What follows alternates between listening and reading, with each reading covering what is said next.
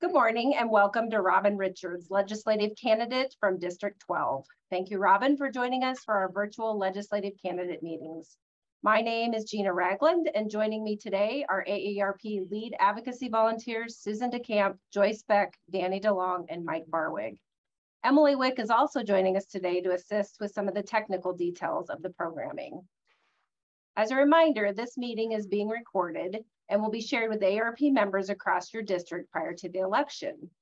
So Robin, we do appreciate your taking the next 30 minutes of your time to meet and discuss issues of importance to the 50+ voter and their families in your district and across Nebraska.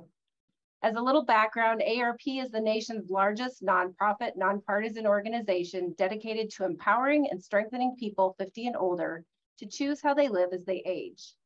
As people live longer, healthier lives, we know we need to think differently about what it means to age. So with Robin, if you want to start us off by giving us a little background about yourself and your campaign, and we're thinking about 5 minutes or less on that, that would be great. And once we've completed your opening, then we'll move over into the questions. So with that, Robin, I'll throw it back to you. Yeah, so hello, everyone. I am Robin Richards from Legislative District 12. I have actually lived in this district for 85% of my life, and 6 generations of my family have lived here. 3 of those have actually graduated from the Ralston High School that is currently standing now.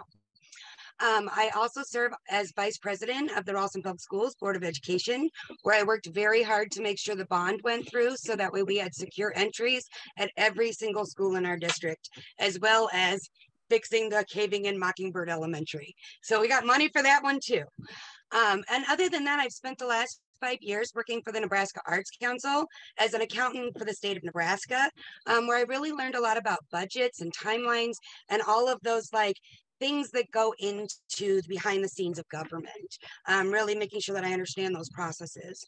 And then my last job is that I work for the National Endowment for the Arts as an accessibility coordinator for the state of Nebraska, which is this really great job where I get to go all around the state and teach people how to make their arts events and venues more accessible for every single person that likes to enjoy arts. Arts is one of those places where we get to connect with each other's humanity, and being able to have every single member of the population participate is always the goal. So as far as my campaign goes, so it was a little bit of a surprise because we didn't know that Steve Lathrop wasn't going to run again. So when that happened in the middle of January, I started getting phone calls from community members from both sides of the aisle that were really saying, you've been so instrumental on the school board. You've been such a member of our community. Please run. Please be our voice down in Lincoln. So it was really this very humbling moment. And it was this moment of, oh, they see something that I don't see in myself, and I need to tap into that. And so in the last 6 months, while I joke that I've fallen down the political rabbit hole, really, my life of public service has been lifelong. I spent my youth as an ambassador for the state of Nebraska through the Sister Cities program. So I've literally sung all over the world and told people about Nebraska's wonderfulness for literally since I was 8 years old. And my public service has really just grown since then. So very deep roots in the community right behind me. The second reason that I run besides my community is really our kids. I'm incredibly invested in education. We talk all the time about how there's a workforce shortage in our state, but did you know that the state of Nebraska sets aside $0 for career education through our schools? We could be graduating the workforce we need every single year. The programs are out there. The funding isn't. So that really is another one of my priorities. And then finally, healthcare is a big one for me. And we'll probably get into this a little more later, but I lost a nephew to cancer, and the bills that accumulated in the 10 months that he fought are enough to pay off his mother's house in Millard. She lives in District 12 more than 4 times. And that bill will show up on her doorstep every single month, reminding her that her child passed away. And she will pay that bill for the rest of her life. She was a nurse at the med center with resources. What would have happened if his mom was a waitress? What would that bill look like if she didn't have insurance and the ability to take sabbaticals? That can't be the healthcare system we live in. No one should go bankrupt trying to save their child's life. and no one should have to choose between mortgage and buying medicine. This can't be the system we live in. So that's really kind of the highlights of my campaign. It's going really well. Got some great people working with me. So we're feeling pretty positive about it. Wonderful, Robin. Thank you for sharing your priorities, your campaign background, and so forth. And I do want to extend my condolences on your nephew. I'm very sorry to hear that. And those are very tough situations. So thank you for sharing that with us. Moving on, just again, due to our time constraints, we have provided you ahead of time with a set of 3 issues containing 4 questions pertaining to the 50 plus in Nebraska. Again, we're looking to allot 5 minutes for each of the questions.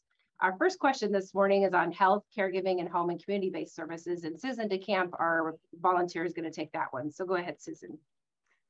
Good morning, Robin. It's very nice to meet you. And thank you for all of your community work. We have a little bit in common. I served on my local school board for 20 years and on the State Association of School Boards as an officer, and also served as the president of the Nebraska Association of Community Theater. So arts is in my blood also. So anyway. Hey, and I also sit on the NASB School Art Board of Directors. So another connection we have. So that's great. Thank you for your service. Well, you're welcome. And again, like I say, thank you for spending time with us today.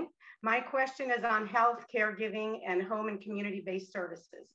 So home and community-based services, also known as HCBS, provides an array of services designed to assist individuals with daily activities that promotes independence to support them to age in place and delay institutional care. A family caregiver is any family member, friend, or acquaintance who cares for another person that is unable to live independently, and they often provide that care without pay. Telehealth services can be significant for older adults, especially in rural areas or underserved communities, while also providing support to family caregivers by reducing travel, wait times, and costs associated with in-person care. So along those lines, we have 2 questions for you. Question number 1, what will you do to support the 240,000 unpaid family caregivers in Nebraska through policies such as enhanced respite services, access to telehealth, caregiver education and training, and help with out-of-pocket costs? And then the second question is, what will you do to protect and or expand the home and community-based services program, particularly recruitment and retention of a sufficient workforce and adequate funding of the services that Nebraskans and their families rely on? Absolutely. So this kind of lies near and dear to me. I actually lost my grandfather in 2020, and he built the house that they lived in back in the 70s. So they had lived there the majority of their lives. And my mom and her sister actually moved into the house with them so that way they could care for him in his home until he did pass away. And it was kind of a long stretch between where he started to need that care and where they actually had to say goodbye to him. And so I think not only subsidies and you know, tax reductions and things like that would be something that we would be looking at. But I think very similar to some of the daycare programs that are coming out, that we could be subsidizing and offering grants and things like that to anyone who's giving care to any other citizen. It doesn't necessarily have to be an adult and a child, right? Caregivers happen at every single age. And especially in the work I've done with disability, we really find that adults, and especially adults over the age of 50, need that caregiver every bit as much as a child does. They rely on them the same way a child would a parent. And so having the ability to take that time and be with them, especially if they are advanced and they are coming close to the end of their life cycle, that is, in my opinion, priceless. Having that time with them is priceless. And so what wouldn't you give? What hours wouldn't you miss at work to be with them? And so they're missing all of this pay and this ability to be self-funded, for lack of a better word. So let's help them out, right? Let's make sure that these caregivers have the time and the ability to take care of them. Let's work in some things with maybe some legislation about, you know, if you're a caregiver, then this many hours a week at work is really full-time. Maybe we drop that to 30 for people who are caregiving. I'm not sure, but here's one of the things that I will promise you on that. In arts and accessibility, there's a very common phrase that says nothing about us without us, right? So if you're going to tell my story, let me be a part of the narrative. So when I'm working through legislation, I want people who are affected by my bills to be a part of the narrative. I want to come to you and those caregivers and say, what does this look like in your world? And how can I make it better for you without assuming that I know what you're going through? So that would be some of the stuff that I would do for that unpaid caregiver. Now, as far as protecting and bringing in workforce and that kind of stuff, so Ralston has a really incredible program, and it is one of the few in the entire state because we lack funding for career training. But we put in $4 million of Ralston's budget every year to graduate kids with welding certifications, with electrical certifications, automotive, teacher training, and CNAs. We graduate 30 to 45 certified nursing assistants every single year at Ralston. And a lot of them go on to getting higher nursing degrees. They go on to working in other sections of the workforce, but they have that training to start and be that springboard for success. And they get to try it without having to pay a bunch of money. So my son is in the engineering program. He's taking classes through MCC. This year, they are completely free. MCC has dropped the tuition, so that way if you are dual enrolled in a high school and a college program, you pay no tuition at all. So our CNAs are getting trained without any debt. That's incredible. That's how we make sure we have a workforce for the future. Now, here's the sad part. Ralston is one of the very few schools that offer it, because not every school has one employee that can go out and find all of the grants that they need to fund it. So if we want an active workforce that we never have to recruit, K through 12 training through careers. Doesn't have to be college bound. Let's train them for careers. Now, as far as protecting vulnerable folks, you know, I've worked in the state for a really long time, and my grants manager at NAC came over from DHHS. And so some of the systems that are built in place to really protect our most vulnerable citizens don't work the way that they should. They don't catch the folks that they should and make sure that we're getting the right services to the right people at the right time. So I built my campaign on the idea that government can be a blockade, right? We've seen this. We all have seen this. It can be death. It can be destruction. It can be waste. However, if we put the right people in the right place at the right time, it can be life-saving. It can be environment protecting. It can be the people-centered catalyst that we need. The secret ingredient lies in who we elect, right? Putting those right people in the right places at the right times. So keeping things like secret ballots down in Lincoln is key to this, because it's making sure that the head of DHHS is actually the most qualified senator, right? It's little things like that where we're checking the government that needs to be the check-in point and making sure they actually are checking in, making sure that the right people are checking, making sure that the right services are offered, and really making sure that funding is happening. Because right now we're paying for a giant lake when we could be paying for healthcare, we could be paying for education, we could be paying for resources for our citizens. Great. Thank you, Robin. Thank you. Thank you, Robin. Moving on to question 2, we're now going to switch into more nursing facility quality. Joyce Beck, if you want to take that one, go ahead, please. Yes. Good morning, Robin, and thank you for your time. I also am very interested in healthcare. I've been in healthcare for 50 years. and I still teach it at Bellevue University. I teach Masters of Healthcare Administration. So I was first a nurse and then an administrator. So I'm very, I have a passion for healthcare as well. But That's incredible. Thank you. Yeah, as far as nursing facility quality is also very important to all of us. And over 20,000 Nebraskans require care in nursing facilities or assisted living communities. Facilities have closed their doors, citing reimbursement challenges and staffing shortages. Nebraska will need an additional 4,700 more nursing assistants, LPNs, and RNs by 2028 to meet Nebraska care needs. Everyone, regardless of where they reside, deserves to be treated with dignity and respect and have access to quality medical care. Better staff to resident ratios improve the overall quality of care and well-being of residents. Workforce recruitment, retention, and job satisfaction challenges are prevalent across the long-term care services and support industry.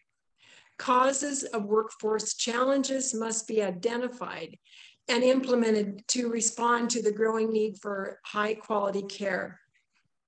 So my question for you, Robin, is what will you do to improve the quality of nursing facility care for Nebraska residents, including addressing the growing long-term care workforce crisis in the state, professional education and training, and accountable facility reimbursement? Yes, so I actually think that this has a lot to do with funding also. We have a huge problem in Nebraska with making sure that resources are getting to the right places, right? Why are our why are our nursing facilities closing down? Why aren't they getting the support that they need? And we are doing it in a way where not only the people who are in the facility are at risk of not getting the care that they need, but the folks that have worked there. I have a cousin that has worked in nursing home care for her entire life, and David City Place is closing or closed. And so she no longer has a position. Where else in, David City, Nebraska, do you find, nursing home positions? This is where her heart lies, in healthcare, and the jobs are literally shriveling up. They aren't there the way that they used to. So here's kind of one of the things that is interesting about me. So I was actually born a deaf child in extremely rural Butler County. And it took them several years to figure out exactly what was happening inside of me and why I couldn't hear. My eustachian tubes are being crushed by my adenoids. Removing your adenoids is an incredibly easy and familiar procedure. They do it all the time, right? Because they didn't have access in these rural places to the healthcare that I needed, it took them 3 years to restore my hearing. Why? We have to invest in a rural infrastructure, rural healthcare, rural mental health. The divide between rural and urban is so deep and so wide. Think about how much treatment you can get at the med center if you live down the street, right? What do you do if you live in Grand Island? What do you do if you live in, Albion, or, there are so many small places that aren't getting the services we need because Nebraska acts like an ATM for projects that aren't needed resources. So my grandfather was a farmer, and he told me one time that the duty of the legislature at its most basic level is to protect and provide resources to our citizens. That is their job. So that includes every single citizen. We have to get resources to every single citizen so that we're making sure that nursing homes aren't closing, that there are assisted living facilities, that there are all of the things that everyone needs, right? So that is really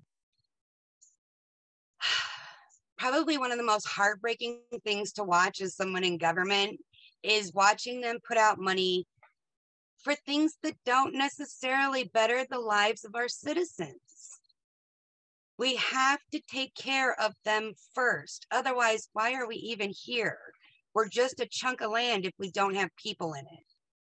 Nursing homes are just buildings if they don't have nurses in them. You know, we have to invest in our people. Great, thank you, Robin. Thank you, Thank Robin. you.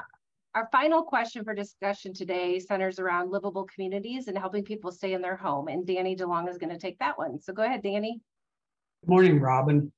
Great day in Nebraska, right? Yes, it is. It's beautiful out. I'm gonna put on my canvassing shoes after this, so glad it's nice. Well, I'm going to visit with you a little about livable communities. Livable communities is AARP's response to a consistent wish of people over 50 to age in place, to live in their own home, to live in their own community with family and friends, and to spend their life there. Now, there are people who don't. They want to move when they retire, but most of the people that we work with want to live in a livable community. Well, what constitutes a livable community? Well, first of all, it's safe and secure. And secondly, it offers affordable housing and transportation options. Both are critical for a livable community. And it also provides supportive community features such as adequate health care and broadband or high-speed internet. Those are really essential for even our smallest communities. I was raised in a town of 700, Callaway, out in the middle of the state. And that little town just hangs on. It's like the Energizer Bunny. It just keeps going and going. And so it has committed citizens like you, just like you are, who get involved and who want to improve the community. And so we're concerned that all of our communities have affordable housing, that they have adequate health care, and that they have transportation options, whether they're rural or urban, that they have transportation options to support the goal of our people to age in place. Finally, the final feature I think I mentioned briefly is high-speed internet. It should be affordable, accessible, and reliable, and it should be available for all Nebraskans. Nebraska has historically been behind in terms of the percentage of its citizens which have access to high-speed broadband. We're starting to catch up. People also need digital skills. They need to know how to work their devices. We call that digital literacy. And so we need an active program of digital literacy that helps people, especially older people who maybe aren't accustomed to the technology. And we need to make sure that they have that literacy so they can enjoy the benefits of high-speed internet, the ability to talk to their children who live in other communities, the ability to do telehealth so they can work with their doctor whose clinic is 60 miles away. Those are important features of high-speed broadband. So our question for you is, it's going to be an easy one for you, I'm sure. What will you do to ensure that all Nebraskans, mainly those 50 plus, have access to livable communities which offer affordable housing, diverse transportation, adequate health care, and affordable, reliable, and accessible high-speed internet, including digital skills development? Sure. So during my time on the school board, I actually started right before the pandemic. I got appointed to my seat in November of 2019 and everything broke out in March. So I hadn't even really gotten my feet into the ground before things got really crazy. And so one of the things that we found was that broadband internet, right? How do we have kids? How do we provide equity across the state and say, okay, we're going to grade all these kids on these things, but only half of you get the internet? You know what I mean? Like, that is not what we are about in education in any way. And so really seeing that divide between not even urban and rural so, as much, but low income versus high income families and their ability to access those resources became a huge issue. So the kids that could access that internet were turning in their homework like crazy, right? And the kids that couldn't weren't. And when we tracked it, it had everything to do with income, right? So having programs through DHHS or nonprofits where they could gather or get grants, where they can help pay for those technology pieces, those education pieces would be great. But it is up to the state to get that infrastructure and that broadband out where it needs to. Now we got all of that money in those ESSER funds. We better be putting those in the right place at the right time, because otherwise we're just throwing money down the drain. What are we even doing? So I would love to end up on transportation, on the transportation committee, because they get to decide where those funds go. That's the committee that money is going into. And so that is actually one of my goal committees, because I want to make sure that the kids and the older folks and anybody in any rural setting can access the internet, right? It is the ability to do work. It is the ability to turn in homework. It is the ability to stay connected with friends. It's everything. Now, as far as staying in your home, right? That is such a big factor into keeping that humanity that we all want as we age, right? We don't want to feel like we're a burden. We don't want to feel like we have to be in a home. Nobody wants that. And so I did a lot of study in the arts about gentrification and how to keep rent and housing costs down, especially in neighborhoods that may be up and coming. And we found that the best way to do so was grants and subsidies through housing authority. So if you can get housing folks to get involved and actually offer grants to landlords or to the person themselves, well, they'll pay for part of it. They'll pay for half of the rent.